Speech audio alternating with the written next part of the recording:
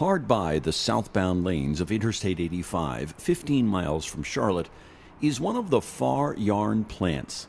The company spins synthetic yarn that is weaved into carpets or woven into fabrics like Nomex that is used by firefighters and military pilots.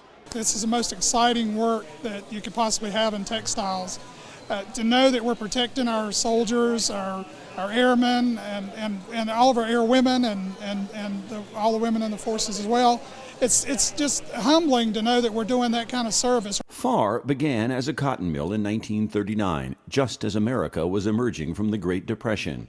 It diversified into synthetics in the 1950s, and it no longer spins either cotton or wool. As the mill succeeded, so too did the headquarters community of McAdenville, that is well known for its company-sponsored Christmas lights. McAdenville has two nicknames: Christmastown, USA, and the last mill village in America. A lot of people are missing the textile mill because the textile mills were good to their employees and they were good to the families, and you were always assured of a job.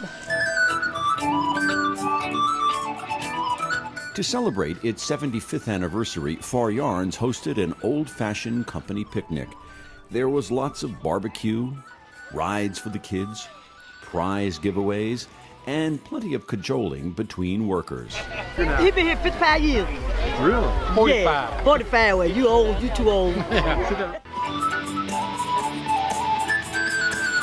The Willis Clan and other performers provided a blend of country, folk, and bluegrass music. There were employee awards and speeches from company officials and North Carolina Secretary of Commerce Sharon Allred Decker, a Gaston County native. It all revolves in how technology meets with innovation to create products that make our lives better. And that's what Pharr Yarns is all about. The celebration lasted all of a sunny Saturday afternoon, and it was topped off with a fireworks show.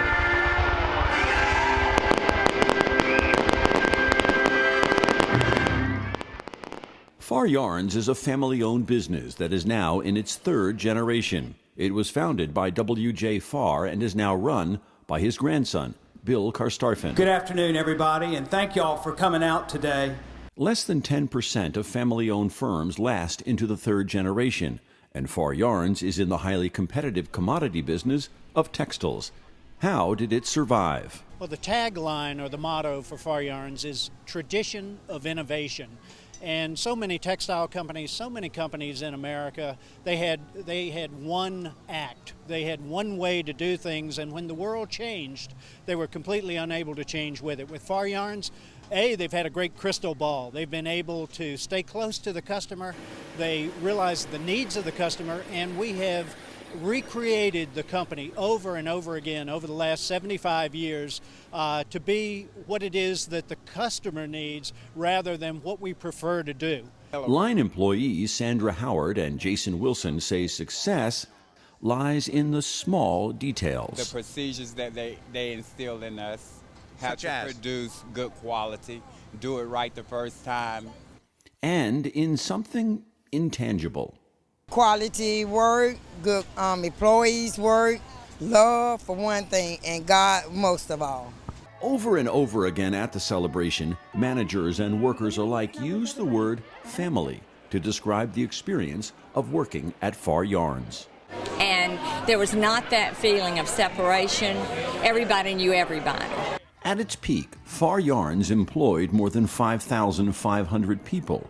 Now employment is a little over 1,400, but the highly automated mills produce more yarn than ever before. It is a fact that was not lost on the Commerce Secretary. We are seeing some of the historic industries come back, like textiles and furniture. We are seeing that happen every day, and we are seeing expansion in new fields. All of it, however, is much more automated. It requires a different set of skills.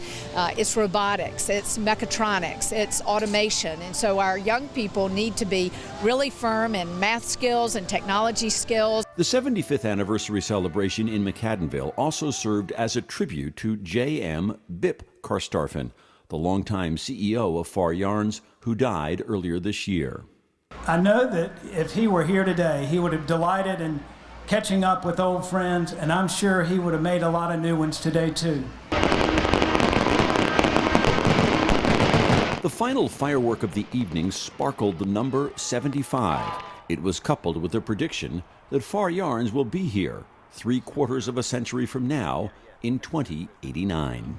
I believe what lies ahead for Pharr Yarns in the town of McAdenville is a long road made safe and smooth by people who are employed, cherished, and respected.